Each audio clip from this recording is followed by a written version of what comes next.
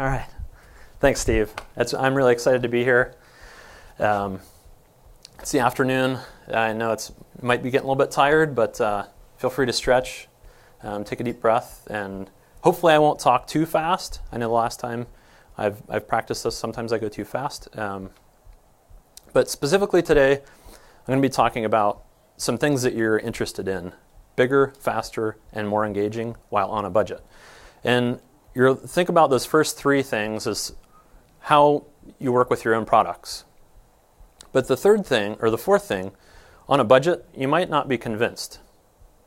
You might not think, hey, a budget's good for me, and it's going to help me with my product development. But in reality, how many people have, just a family financial budget? We budget how much we spend on entertainment, vacations, things like that. Maybe we don't get to spend as much money on things as we want, but it keeps us in check. And then the same thing with maybe dietary constraints. Maybe we don't order dessert, and maybe we order something different earlier so we can have dessert. And then you might think some people get really excited when they have that instance during the day where they feel their thing on their wrist vibrate, and they realize, yes, I've hit my activity goal for the day. So does anyone use activity monitors? Everyone? Yes. See, there's lots of people that are on this, and budgets are really helpful.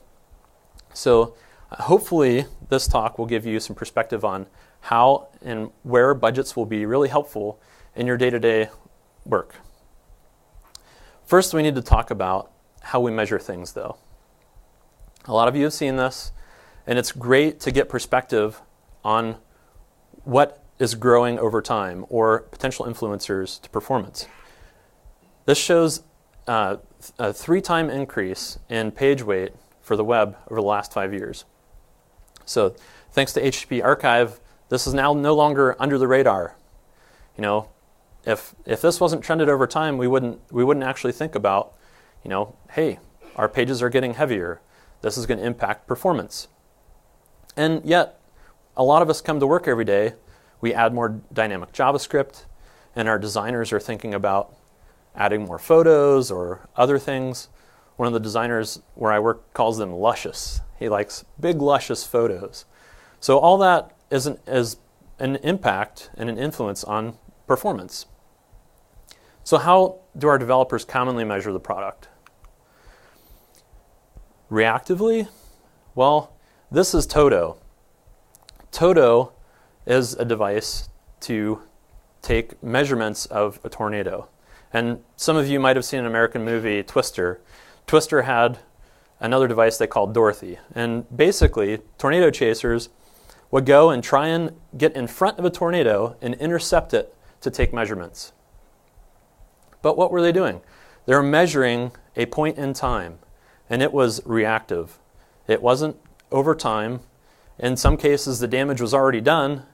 And specific to Toto, tornado chasers only intercepted actually one tornado. So they got one sample set of an instance.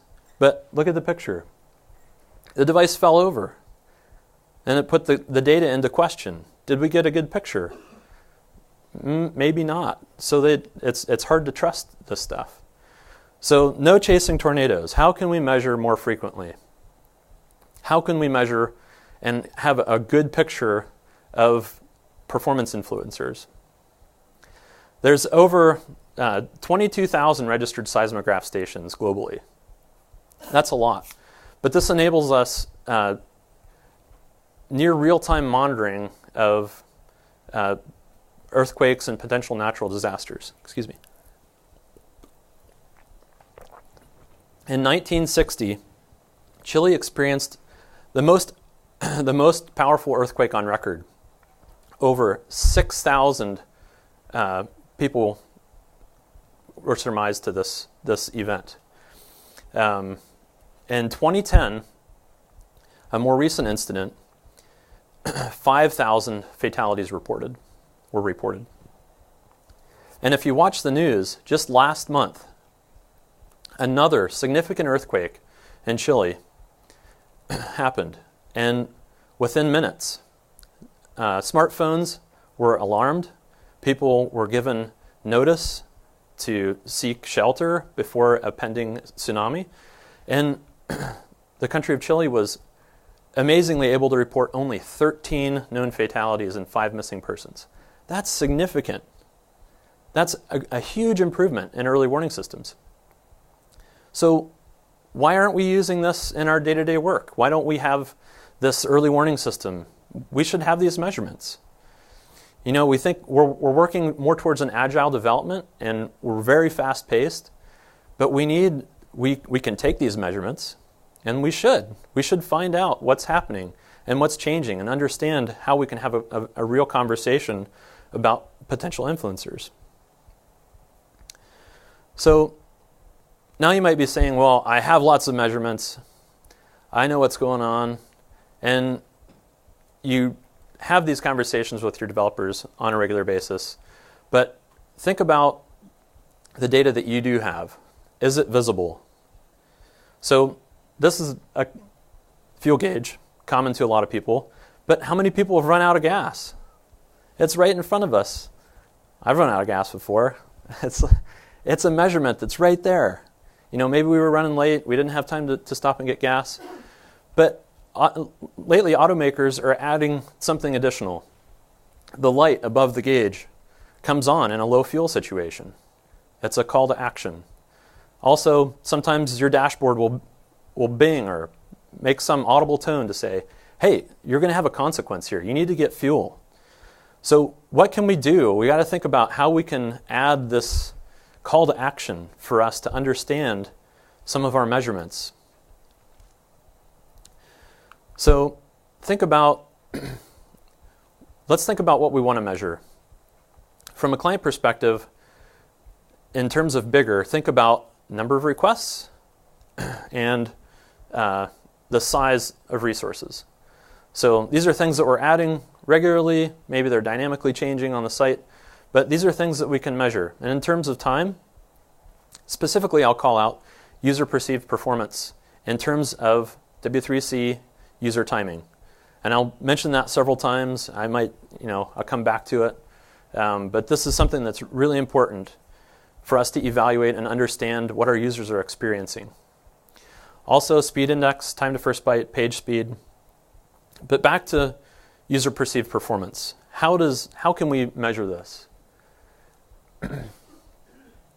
So Patrick Meenan has a really great blog post, and it goes into detail about how you can understand what is loading above the fold and where you might introduce a user timing mark. He introduces the concept of AFT, the AFT notation. Specifically, this gives you some insight, or your developers that might not be familiar with the timing mark that you're introducing, to say, hey, this is a timing mark that's above the fold, and it's something that I want us to pay attention to. Steve Souders recently posted a blog post, Hero Image Custom Metrics. Here he introduces the concept of Hero Image Display, where he wants and talks about opportunities that sites will measure the time to display their hero image. And usually in this scenario, the hero image loads, and that is usually the context or the switch point to give perspective of, hey, I think the page is there. I'm ready to engage. So this is the point. And down here at the bottom is some script to make it very clear, very visible. No questions. Hopefully this answers questions. I'm happy to talk with you more later. And a link at the bottom with more detail about the user timing spec. Tools for measuring and trending. So there's two ways I'd suggest, two common ways: synthetic and real user metrics. And some synthetic methods simply, speed curve is a great solution. I'll actually show a little bit more in a minute. And you might have your own independent web page test solution, which you can pipe some of the output to Graphite. And I know Ilya Grigorik and Peter Lubbers on GDL, specifically the HAR show, have talked more specifically about leveraging Phantom.js with HAR and HAR storage. Those are some other solutions where you can measure and trend some of this information. It takes more work, but it's there, and it's something that you can do. Web page test or Phantom.js, maybe pipe it into Splunk. The interest here is make your trends visible and give yourself an opportunity where you can create a budget or a threshold that you can take awareness on. Real user monitoring, you've probably heard of Boomerang. You can use Boomerang, maybe pipe it to Splunk or some other visualization solution. And there's numerous companies out there offering this if you don't have the resources to implement on your own. Some trade-offs. So I say use both, and there's some reasons for doing that. Synthetic measurements are really good for consistency. You have the same locations, calling the same endpoints over the same network. It's very consistent, it's predictable. You should have some bearing and understanding of what to expect. You also get more detailed results, which is one of the drawbacks for real user monitoring. Real user monitoring will give you a larger sample set and real conditions, and that's not geographically bound, but there's the drawback that you don't have the concept of size. You don't get the W3C resource spec does not include size of your resources, which is an advantage for synthetic. Just to mention too, one of the drawbacks for synthetic is it can be costly, depending on how many builds you have, how often you want to check. If you're going to do one check per build, or maybe you want to do many in many different environments, this is going to increase your overhead and your measurement time. So here's a simple way to create a budget. And this is SpeedCurve's form to add a budget. And when you create an account, you'll likely add some of your most common traffic pages, and SpeedCurve thinks of them as a template. So on this page, you'll configure specifically a template, and then below that, you identify a metric. Maybe it's time to first byte, onload, complete, something like that. Hopefully, it'll be user timing mark soon. And below that is the threshold or the budget. You'll create a budget specifically for this metric. But when you first set this up, what budget should I create? What number should I put in there? I suggest just putting something in there generically, run a number of samples, get a good baseline, and then come back, revisit this, update a good threshold that your team and everyone understands and is not going to be too noisy. So, and when I say noisy, I mean in terms of notifications. So below you have an opportunity to identify, yes, I want an email when this budget is exceeded.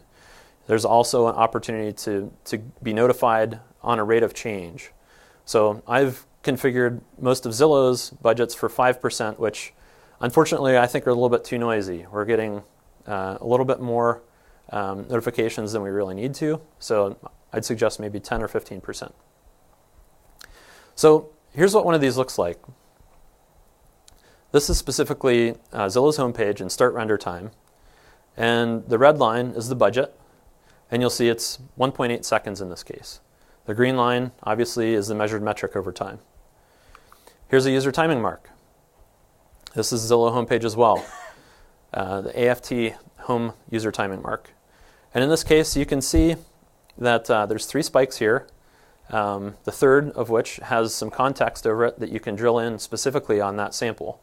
And underneath this is web page test. So if you click on that, you actually get the full waterfall, all the resources that loaded in that sample, and you can investigate what happened during this spike. So how often should we measure?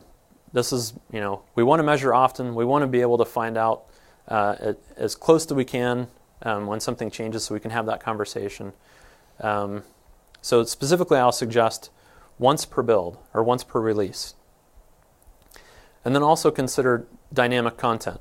Maybe your site specifically has some content that's changing, or maybe you're curious about monitoring third party. So maybe you'll set up, in this case, you can identify under times here, it suggests how many instances during the day you want to run. And SpeedCurve, by default, runs 3 checks per instance, and it uses the mean or the median of those checks to plot on the graph. So you might adjust this, but beyond the default, there's also an API that once per build you can trigger a number of checks, which I'd recommend. You can also add labels per build so you know what build had specific influences that you can track and trend over time.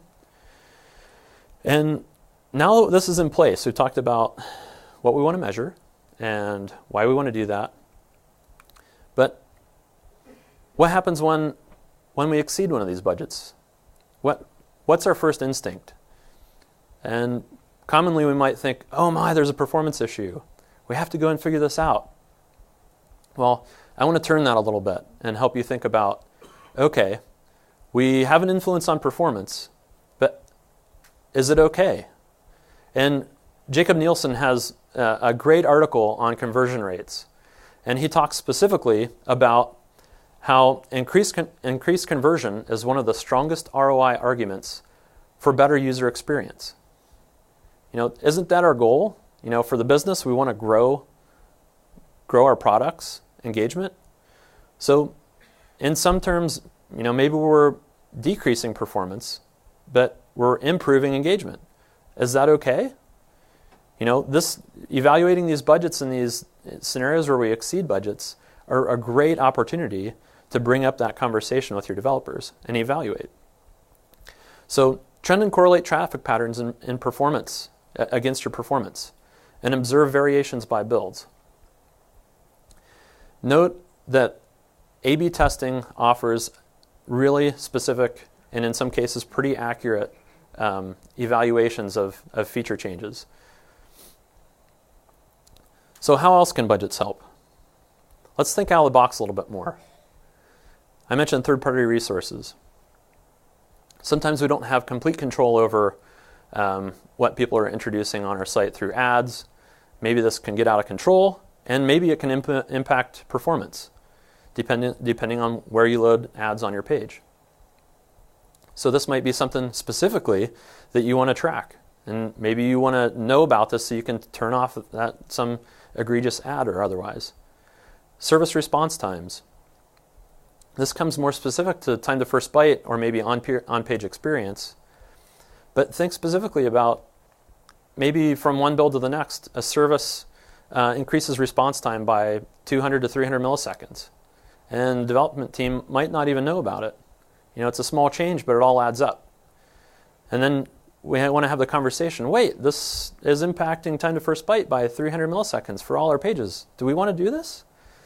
So think about that. There's some other things here. Just think about them. Maybe they're a good solution for you to budget or not.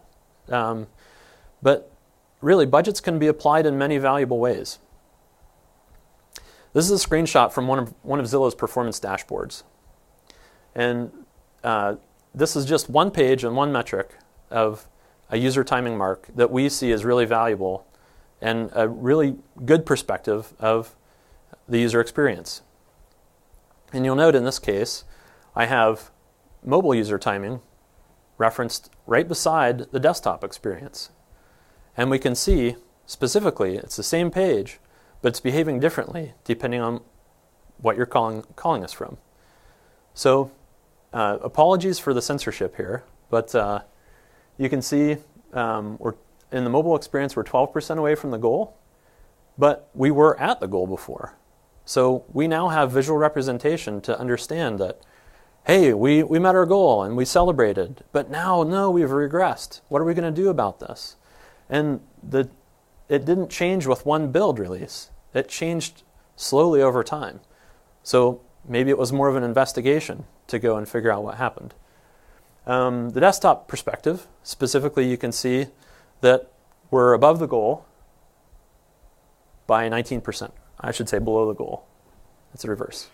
But improvements over time, we're getting closer to the goal. And when we get there, we're going to celebrate.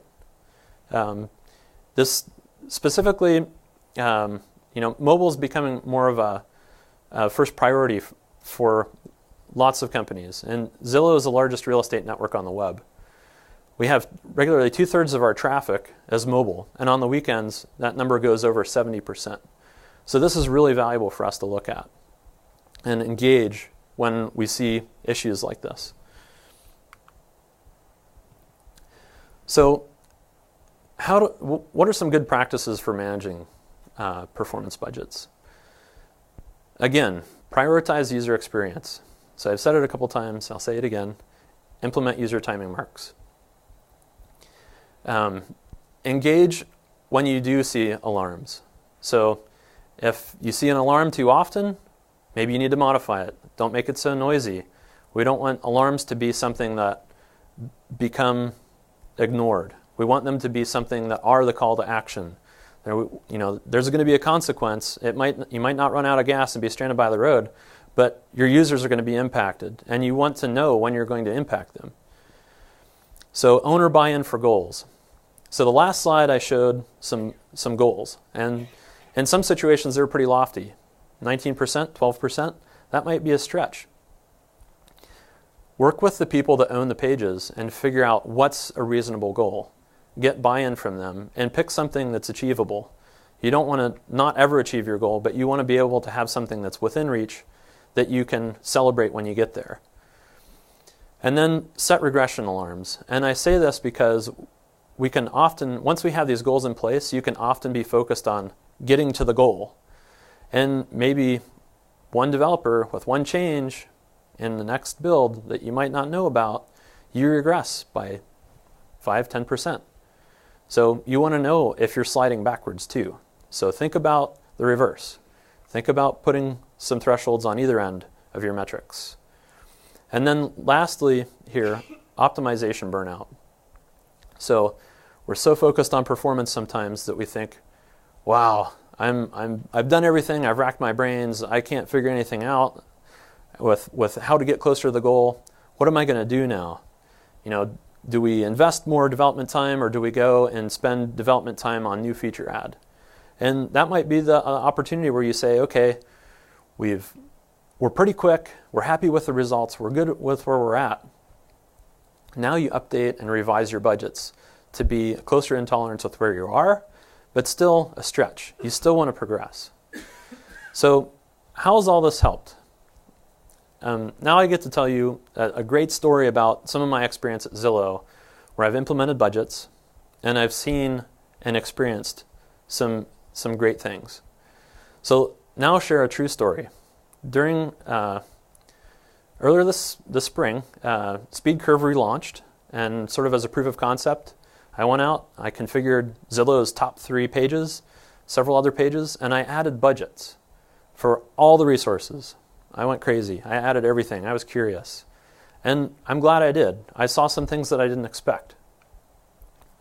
I had notifications in place, and I was tracking and looking at everything that was of interest to me, and working with the teams on anything that did come up. And now I'm riding to work one day, and I see this. Speed Curve has sent me this email with a budget excess. It suggests that page load time for the mobile search was over by 61%.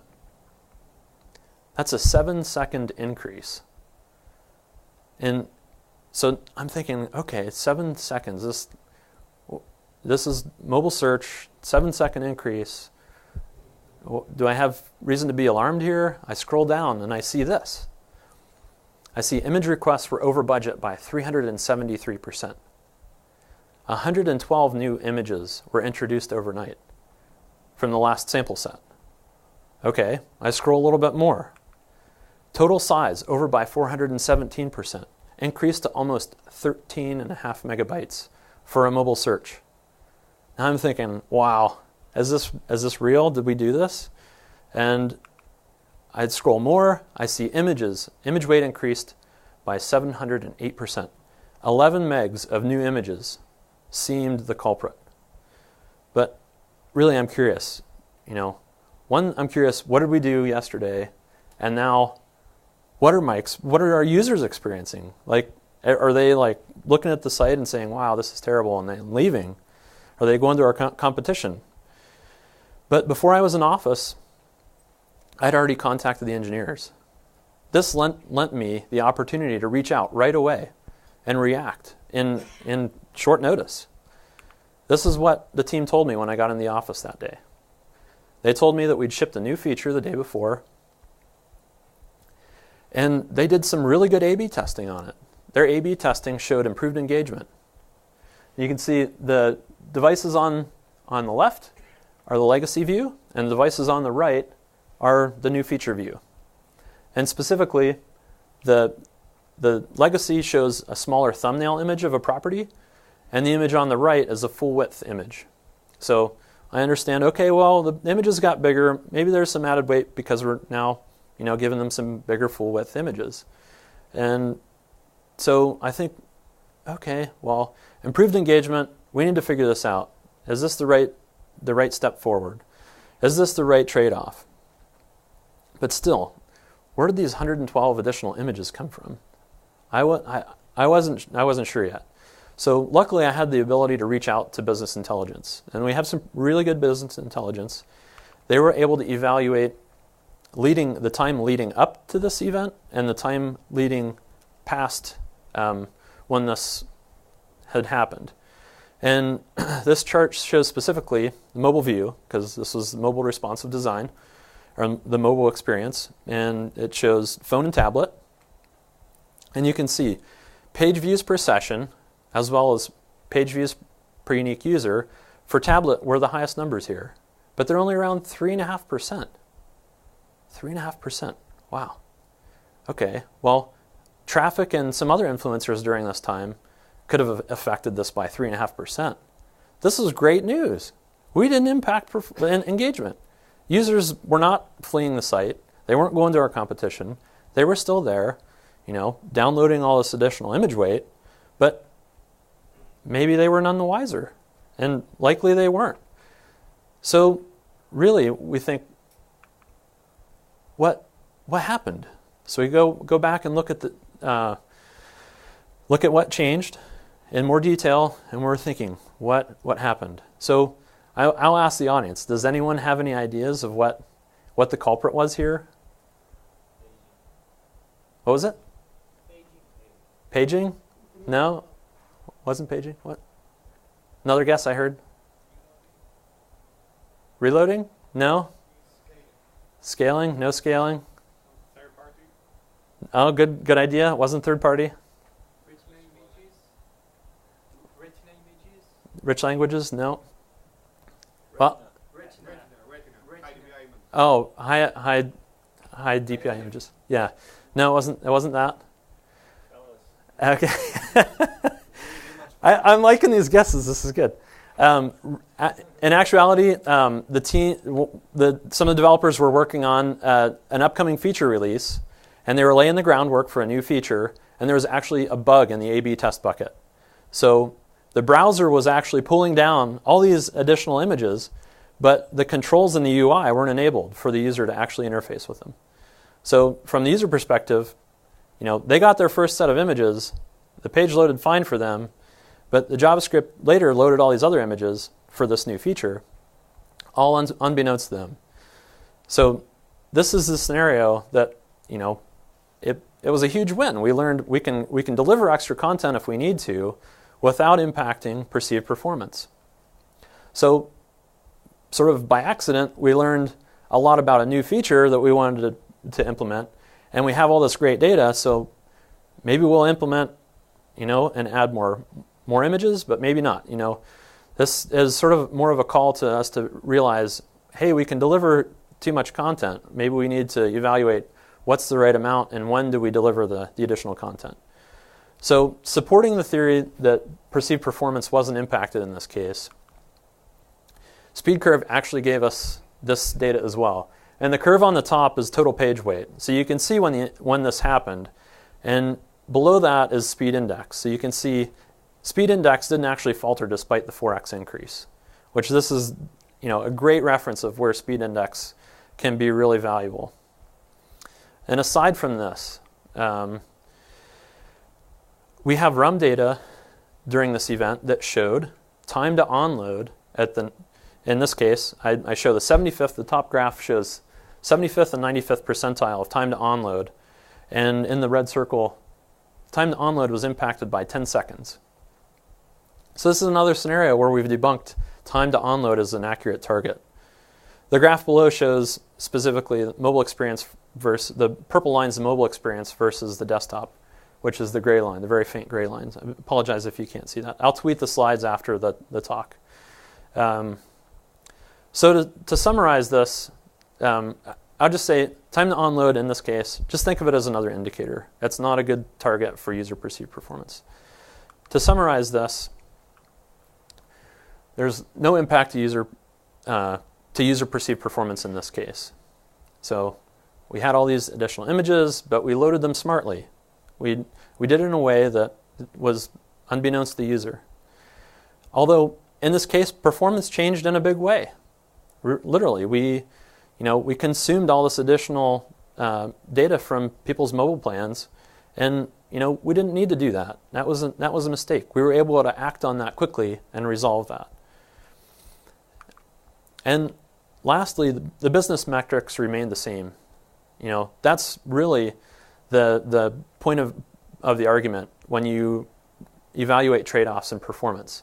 Look at the engagement, look at what's right for the business, and understand what direction you want to make going forward. So we've covered some really interesting observations. What have we learned? Increase the frequency of measurements. Enable yourself with an opportunity to know as soon as possible when developers are introducing potential influencers on performance. Whether it's your developers, or maybe it's third party, or something else in the system, you'll get data and you'll get feedback on it if you're measuring in a timely manner. And put in place a budget. Understand the baseline after you take measurements, and earmark a target.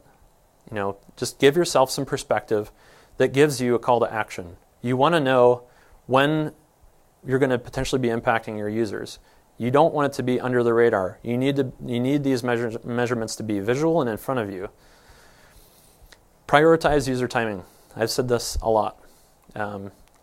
Find out more if you don't know about implementing user timing marks. Work with your developers, implement them in the right places on your page that represent user perceived performance. And then lastly, think too about excess resources on page. We can deliver excess resources, but we should deliver content in a way that users will need it. Consider preloading content that users will want to see, and they will see it in a fast situation, but also understand that we can give them too much. Be respectful and mindful of mobile data plan usage and their batteries, but still comes back to make the right choices for performance and engagement and delight your users. This is Mount Rainier, a dormant volcano in Washington State, where I live. And myself, my family, and many millions of people around rely specifically on the early warning system on the pole atop the right. So these are lessons I've learned for you. So I encourage you all to implement budgets in your workplace and enable your teams with their own early warning systems. Engage when you do see alarms, and update as you can, and prevent your users from these situations too. There's lots more information on the Zillow engineering blog. Again, I'll tweet the slides. I'll also mention we are hiring. We have multiple locations, none here in Amsterdam or the UK, unfortunately. But I will be available afterward for questions. So I'll say measure early, measure often, and hopefully now you'll be measuring while you're on a budget. Thank you.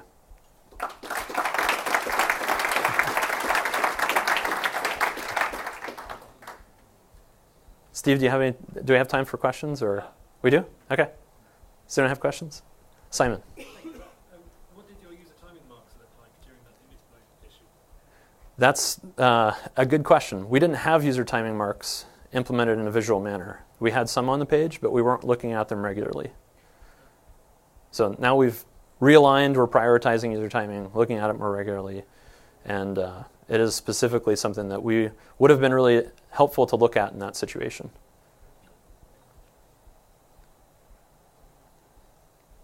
Any other questions? All right. I think there's another break after this. Okay. Well, I really appreciate feedback. I know it's good to give people feedback during the talks, so I'm curious to hear how well I did or any other feedback that you have on my talk. And thank you very much.